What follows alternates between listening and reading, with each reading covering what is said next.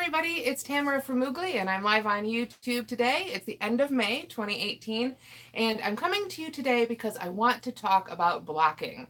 So I'm just kind of yammer on here for a few minutes and let everybody kind of filter in. I've put up a Facebook post about it, so hopefully you'll come see that. And if you are watching this afterwards, that's the great thing. I will be embedding this on the Moogly blog, and of course it will stay here on the Moogly YouTube channel, so you can watch it whenever you like. So I'm going to attempt to pull up this video happening right now on my own computer here. There it goes. So I can listen in and be sure to listen to look for all your comments here. I guess I should say read. I can read along and look for your comments in the chat. So if you have any questions about blocking, today's the day. Bring them on. I'm going to try and answer all your questions as best I can. I've got one. Hello, hello. Thank you so much for tuning in. Okay, now I can read your comments and we're all set. So first of all, let's talk about blocking. What is blocking? A lot of people ask me this. If you're new to crochet or new to knitting, or even if you've been doing it for years, you may have never blocked before. Hi, Patty. Great to see you. So yeah, I mean, I didn't block for years. When I first learned how to crochet and then to knit, blocking was not on my radar. But then I gave it a try. I got the hang of it, and let me tell you, it really does make a finished garment or whatever it is just look that extra little bit. It really gives it that little, I don't know, it's something a little special with blocking. It feels like it really gives it the shape you're looking for. Hey everybody, thank you so much for joining us. Okay, so let's talk about why you would block. You would block if you are, let's see, if you've made a piece and it maybe isn't exactly the shape you want. Let me pull up a couple things here so I can visually demonstrate what I'm talking about. This is the most recent crochet along block. This one was designed by Lorraine Eppolite at Creation Crochet, and this was for the Moogly crochet along. And when I finished crocheting it, it was square, but it was, the edges were a little wobbly and fiddly. By blocking it, it gave it this really nice square shape. Now I've already got a question about blocking. It looks like here from Jen. I should be looking down here instead of here. Here it'll be a little bit better. Is blocking one time, or do you have to do it every time you wash? Is blocking one time just after finishing the item or after washing as well? Blocking for me is a lot like when you buy a really nice sweater. When we crochet something or knit something, we want to take care of it the same way we would take care of our fine knit and crocheted things we might buy. So you're going to be looking at blocking them every time, but it doesn't have to be a crazy block. Some items you really will be blocking to blow up the stitch pattern and stretch it out as big as you can. Like I've made shawls like that. Most of the time, though, it's just like a really nice sweater that you lay flat to dry. You think about it when you take your really nice sweaters that you've bought at the store and you want, the ones you love, you want to take good care of. You might throw it in the washing machine, but when it comes to drying, you're going to lay it out. You're going to lay it out flat. You might. I think I'm back. Okay, I hope I'm back. I didn't know you could resume streams. We finally figured it out. Hopefully, YouTube won't cut me off again. Hey, sorry, I know it was frozen. There's a slight delay, hopefully. Oh gosh, it looks a little weird on my end too. Sorry. The joys of live, right? Always exciting. Okay, I think we're back up and running. If you guys can leave a comment, let me know if you can see. Oh, good. Tom says, look good. All right, we're all set. Okay, so where was I? Back to blocking. Sorry about that, guys. The fun of going live, right? Okay, so why would you block? Block because you want to change the shape of what you finished, or because it would just look better. You want to reshape that sweater. You might want to clean it. If you've made a beautiful shawl or scarf, it's probably like a shawl or scarf that you've purchased. You're not going to wash it every time you wear it, but once every year or so, you should probably give it a little refreshing. And then of course the yarn itself can change. Sometimes there's a stitch pattern that might need to be spread out to really show its beauty.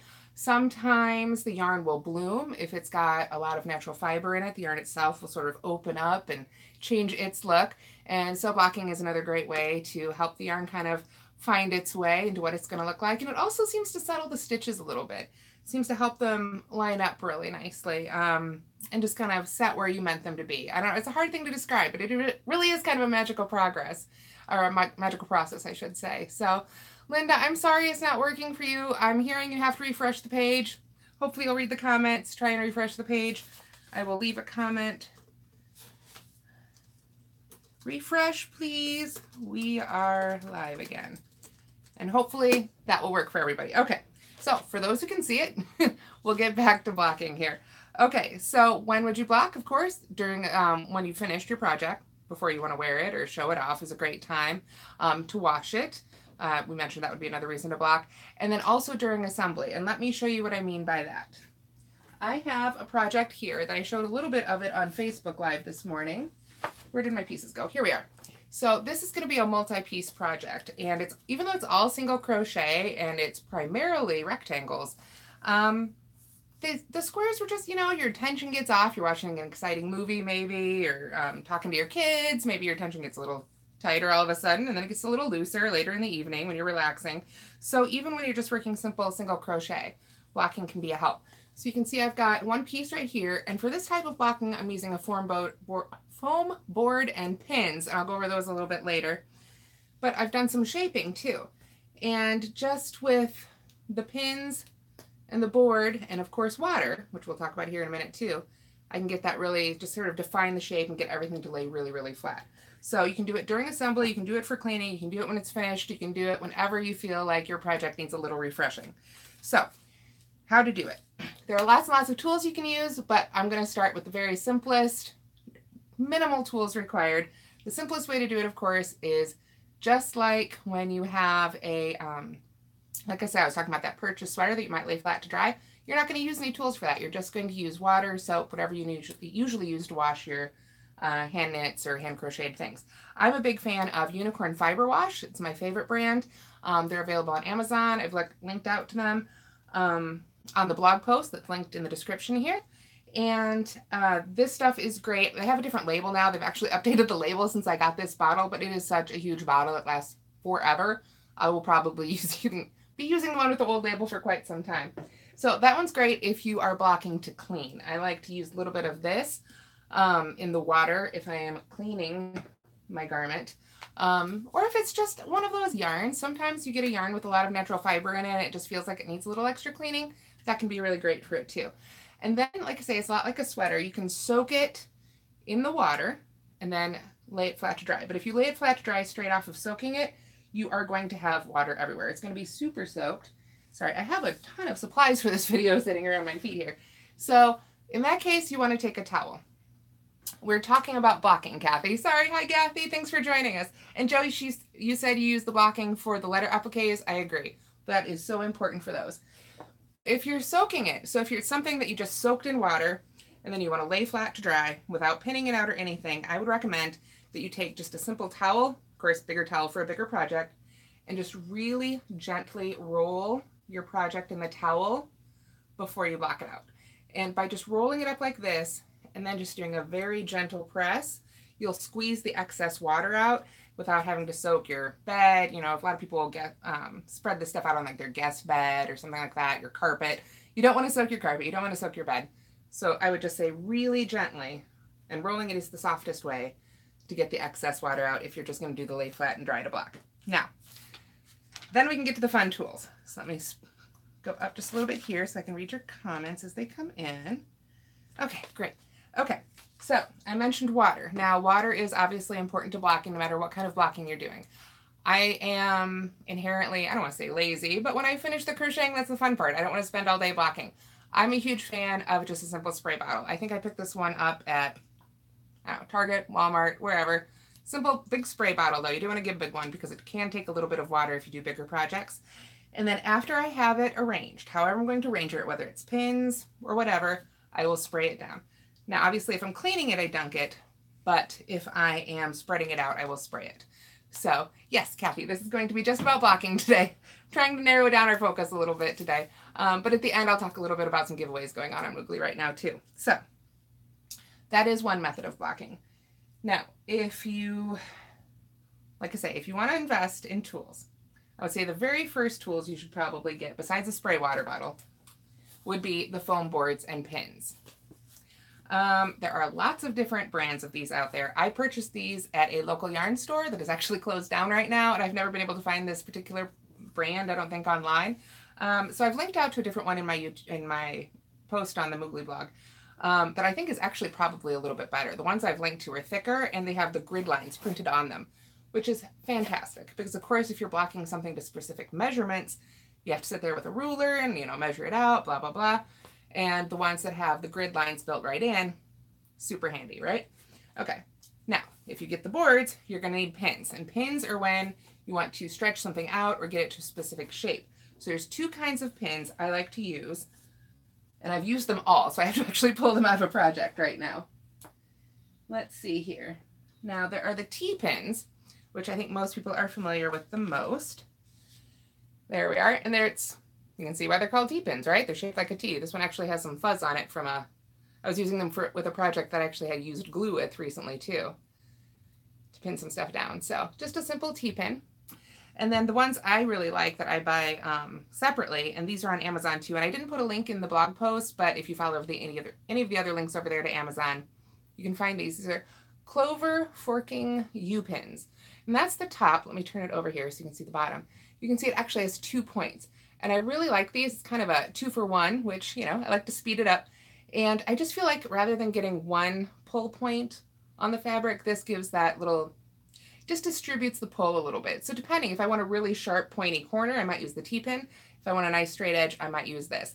Now, these pins are also really handy if you're using wires, which is another tool you can add. And if you're going to use wires for blocking, I do recommend that you also have the foam boards and pins. Wires you don't see as often. They just don't seem to be quite as popular, but they can be super duper handy if you are blocking a lot of things, especially if they're larger and they have a big curve. Like say you were making a half circle shawl, you'd want to be able to use something with a nice curve in it, because if you use pins, you're going to end up with almost little points, especially if it's something you need to give a lot of pull to sort of open up maybe a lace pattern or something along those lines. So these are the wires I have, and I've linked out to these in the blog post as well. Hey Marley, thanks for tuning in. So these are the wires I have, and this set comes with several different sizes, and I actually went to my kitchen and I got different colored twist ties, so I could tell which ones were the different sizes, because some are longer than others. But the way wires work, let me pull one of the small ones out here as the rest roll around my craft room floor. And the way they work is you just put it right in along the edge of the fabric. So I've got them wound up here in a circle so that they stay nice and so that they don't have to be stored full length. I'm going to try to pull it apart here without poking myself in the eye. This is something you would probably not want to do with little kids helping, at least not at first. There we go. Okay, so we've got our wire, and it's kind of like memory wire if you've done any jewelry making before, where it wants to hold its shape. It doesn't really want to stay bent, but it does have, I hope you can see that. I can see it on the screen there. I hope you can see it too. It does have a lot of bend in it. So to use this, what I would do, I'm going to pull up something with a little bit of a curve here. And I probably wouldn't go crazy using a wire on something like a pot holder like this is, but it's a nice small thing I can demonstrate with for today. So what I would do is just weave the wire right along the outer edge of the stitches, sort of in between. Up through one stitch and then down through the next, just back and forth. Just like, you know, sort of a running stitch if you're familiar with sewing. And then when you have it through your fabric, let me grab one of those plain boards here. There we are. When you have it wound through your fabric, you can get just the curve that you want. And then you can pin along the edges of the wire, and the fabric that you've crocheted or knitted will take the shape of the wire, and the pins will hold the wire to just the curve you want. So wires are sort of a more advanced blocking technique. Like I say, if you're getting to making larger garments or things with a lot of curves, especially lace, they can be really handy because that can be really delicate and you don't want to use a lot of pins. That's why where the wires themselves can come in handy. So one other tool that you can add to your blocking repertoire is blocking boards. And I happen to have this one by Shenanigans right here. This is a kind of fancy one. This one is solid wood. It's got a nice felt backing, and it uses these I guess they're not really wire. They're a lot stiffer than wire. Steel, aluminum. I'm not sure what they're made of, but these nice stiff rods of metal here. And that's typically what you would use with these. Sometimes you'll see blocking boards with like wooden dowels. Some people will make their own with a piece of just thick foam and their own little wooden dowels that they'll rig up. But basically, the way these work, let me grab something else blockable here. Let's see. There we are. Here's a cotton washcloth I made. Now I use this typically actually with the crochet along squares. I showed you that big square earlier. That's one of my favorite things to use this board for, because this board is 12 inches and I know all my squares are supposed to be 12 inches. That's why I love this board. I don't have to measure. Are they rust proof? I believe so. That said, with this technique, I wouldn't do the dunking. I would do the spraying. I put it, and I don't know about you guys, but especially in the wintertime, I don't like to have my hands in cold water. It's just kind of, it just doesn't feel good, right? So I will put the square on the blocking board while it's dry, completely dry, just pull it into shape, and then spray it down right over the top of the board with this. Now you don't want to create crazy soaked, because you don't want your water to go into the holes, especially if it's wood. Hi, Grace. So, think about that. Just get it damp, but get it good and damp. I find after I spray it, if I pat the fabric, that helps pat the liquid actually down into the yarn a little bit more, and then just let it air dry. So, very simple. You would just put your pin through wherever you want on your project. I always like to start in a corner, super easy, and then just stick the pin right in the hole in the board. Boom, just like that. And then the great thing is about these boards is if you're making motifs, which they are ideal for, and you're making a bunch, you can actually stack them if you've got tall enough pins. Of course, then you have to have taller pins, and they're going to take a little bit longer to dry, but just another option. So those are the tools I use for blocking. Now, like I said, you can soak them. You can dump your objects right in water before you block them. You can do my favorite technique, which is to spread them out the way I want them to be, and then spray them. Sometimes if I'm working with a big lace that needs a lot of opening up in the stitch pattern, it does work better to just go ahead and take it upstairs to the sink and get it nice and wet first, as opposed to spraying. If I know I'm really going to stretch out the fabric, that's where I'll get it wet. If I just need to give it a little extra fine tuning on the edges, that's where the water bottle comes in.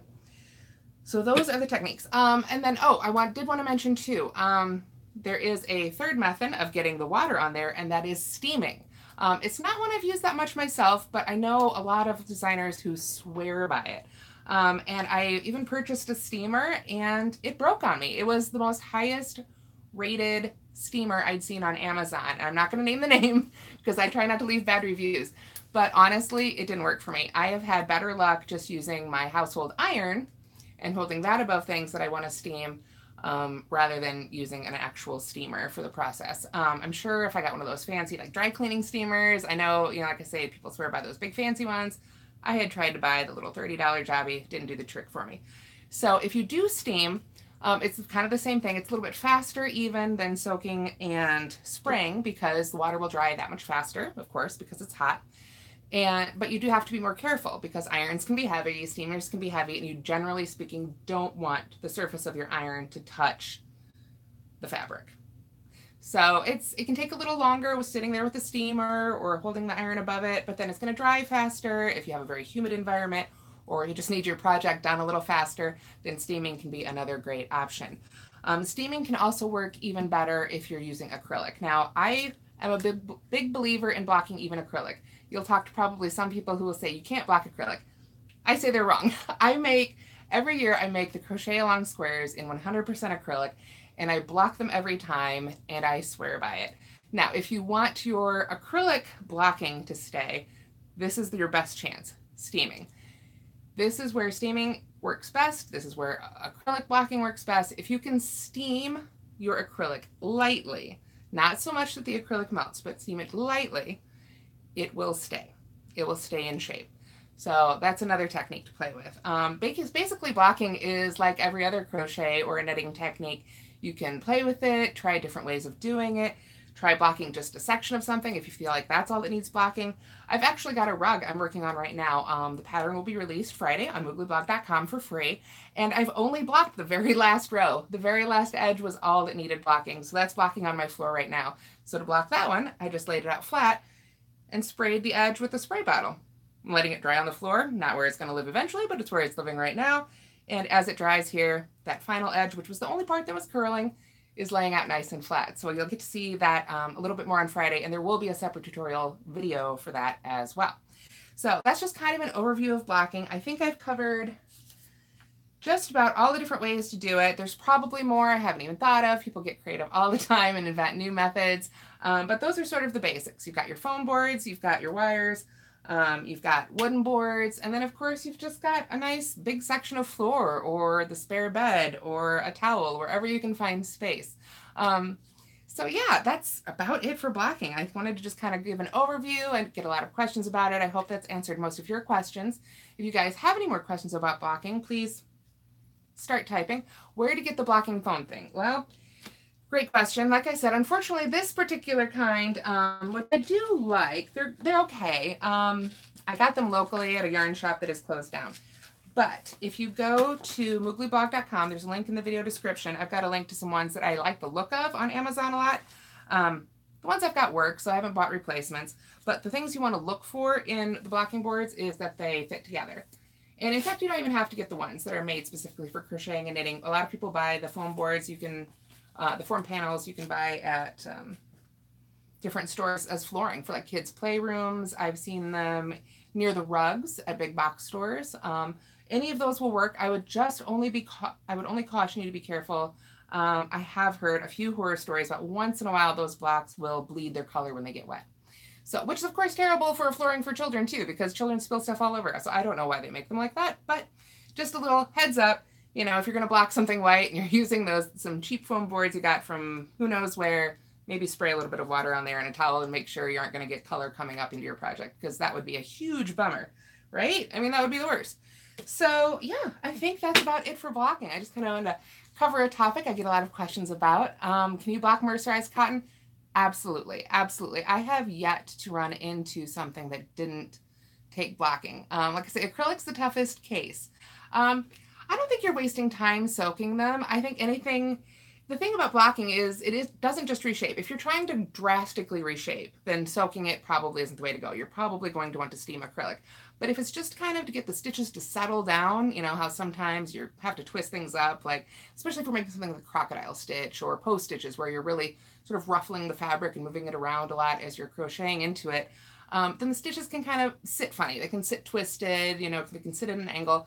And blocking is just a way to help them all sort of lay flat, give them all a nice, you know, chance to sort of resettle and work together and find where they're comfortable.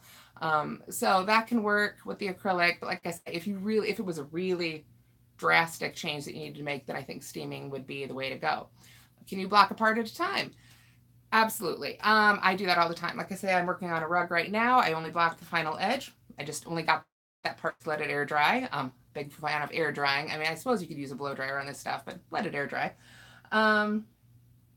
When I make my crochet along blanket, I typically block each square so that they're nice and square when I assemble it, so that it looks really good as I assemble it. Then I will go back, and sometimes with the steamer, that's when I will block the edges of the blanket and the joins in between. And I only use the steamer for that part simply because I don't want to lay the entire blanket out on my floor for a week as I do each section, so I can sort of do each section, let it dry, and pick it back up again. So that could be a good case where steaming might be really handy. But if you've got the space, you could absolutely just sort of fold it, lay it out, block out one edge, let it dry, fold it again, lay it out, block another edge.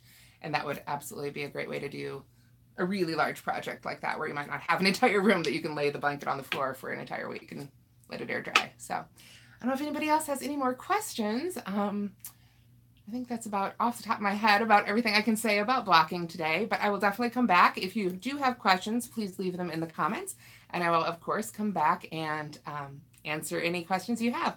So I want to thank you so much for watching and tuning in today. I will be back at the end of the next month. Where's the best place to buy the blocking wires? I've got this exact set linked to Amazon at the link in the description on the video. So everything I think you've seen here, besides maybe things like this, which you can get anywhere, I've linked out in that blog post. So just follow that link in the description. You can get everything seen here. I did promise I would talk about the giveaways going on at Moogly before I left. I have 2 giveaways, I believe, happening right now. There is a giveaway for this Light lamp right here. Ooh, I love it. I love this lamp. It's the Light Revive. So go to mooglyblog.com and you can enter to win that lamp. I also have currently a giveaway going for the Babé Faye hat templates. The preemie size. There are going to be 3 winners in that. And then coming up later in the month, I'm going to have a fun crochet bag to give away. And I'm even doing a hook giveaway. So stay tuned for those. I will be embedding this video along with all the links on mooglyblog.com at the link in the description. And there you can also see my Facebook Live this morning, which had you could actually see all those things I'm giving away. I actually had them ready for you. They're scattered around the room at this point. I had to bring in all the things for blocking to show you this afternoon. So tune in next month and I will be back with another topic. Like I said, let me know any of your blocking questions. And if you have an idea for next month, if there's something you want me to focus on that you have a bunch of questions about, let me know. And it might just be the topic of the next YouTube Live. I'll see you then. Thanks so much for watching, everybody. And don't forget to subscribe.